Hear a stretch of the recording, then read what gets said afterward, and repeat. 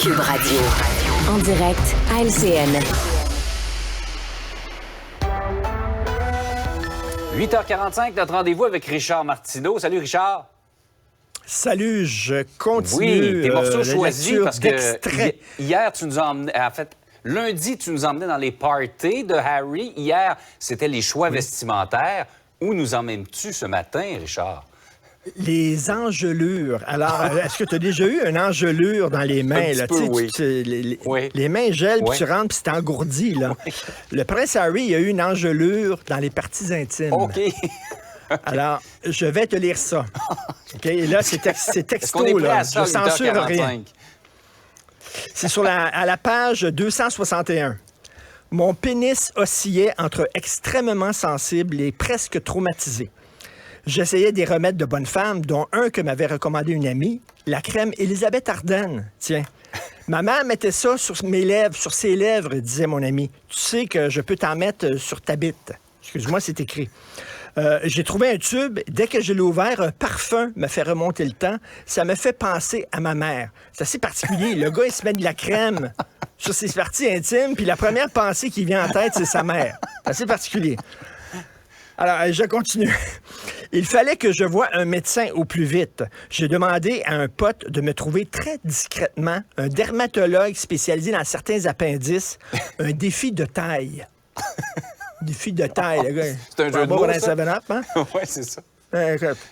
Alors voilà, un garde du corps m'a fait discrètement entrer par une petite porte.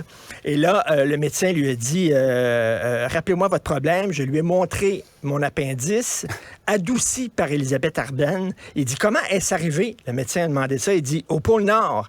Je suis allé au pôle Nord et maintenant mon pôle Sud est capote. Et là, je lis à la fin, ma bite me faisait l'effet d'être toujours au garde-à-vous. Je n'en pouvais plus. OK. Est-ce que c'est ça qu'on appelle trop d'informations? Avait-on vraiment besoin? Il y a tout là-dedans. Il y a tout sa vie. Demain, ça va être les champignons hallucinogènes. C'est le cas de le dire. Demain, les champignons hallucinogènes. OK. C'est vraiment de ça que tu vas nous parler demain. OK. Oui. On va revenir, Richard, sur cette histoire de notre bureau d'enquête des gens qui ont des complications après avoir reçu des vaccins qui demandent à être indemnisés. Et ça va amener de l'eau au moulin, bien sûr, aux complotistes anti-vax en disant, on vous le dit, écoute, c'est épouvantable ce qui est arrivé.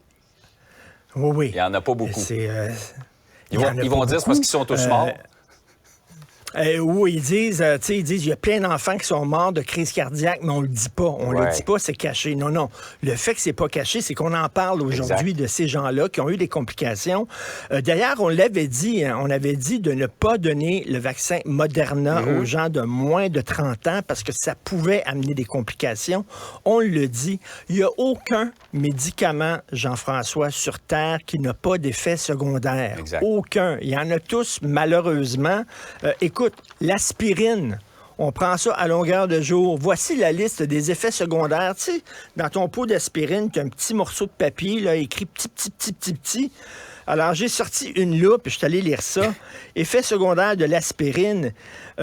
Médicaments pouvant causer des brûlures d'estomac, des indigestions, des crampes, des nausées, des bourdonnements dans l'oreille, une perte de l'audition, des douleurs gastriques graves et persistantes, des saignements du nez, des ecchymoses, des vomissements, des selles sanglantes, du sang dans l'urine, des toux avec des sécrétions sanglantes, des saignements des gencives, des difficultés respiratoires, une boursouflure du visage et une enflure de la gorge. En fait, c'est simple, Richard, ils mettent tous les effets secondaires qui ont été observés, ne serait-ce qu'une fois.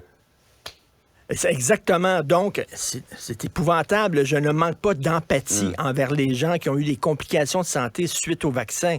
Mais on veut seulement le rappeler.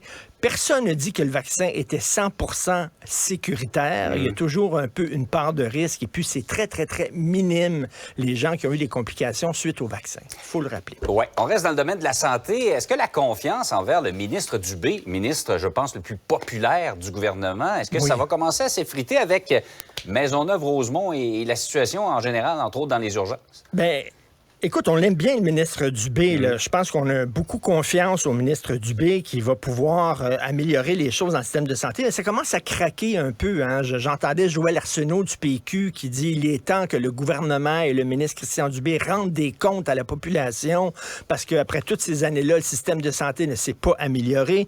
J'ai lu hier dans Le Devoir Michel David, aujourd'hui dans la presse Paul Journet, qui disent, ben là, à un moment donné, M. Dubé, là, il va falloir qu'il y ait des résultats. Sinon, on va commencer là, à se poser des questions. Est-ce que ce gouvernement-là est capable de régler le système de santé? J'aimerais rappeler, aujourd'hui, il y a un texte dans le National Post qui dit que tous les systèmes de santé à travers le Canada, tous les systèmes de toutes les provinces ont des difficultés. Et puis que le gros du problème, c'est la pénurie de main-d'œuvre. C'est pour ça qu'on demande aux infirmiers, aux infirmières de faire du temps supplémentaire obligatoire. Il manque de gens. Ouais. Donc, même si la meilleure volonté du monde, on ne peut pas inventer, faire pousser des infirmiers comme si on faisait pousser des cocombes. À un moment donné, ça va prendre du temps. C'est un gros problème, mais c'est vrai qu'on est un peu cynique, hein, Jean-François. On a vu tous les gouvernements se succéder de toutes les couleurs et de toutes les bannières depuis des années. Il y a des gens qui, au cours de leur vie, n'ont jamais connu un système de santé vraiment efficace au Québec. On espère, on se croise les doigts, mais effectivement, à un moment donné, il va y avoir une obligation de résultat de la part du gouvernement et du ministre Dubé. Oui, effectivement. Hey, Richard, passe une belle journée. J'ai déjà hâte au prochain chapitre demain pour le livre d'Harry. C'est gratiné, je te le dis. À demain. Ça promet. Ne ratez plus rien.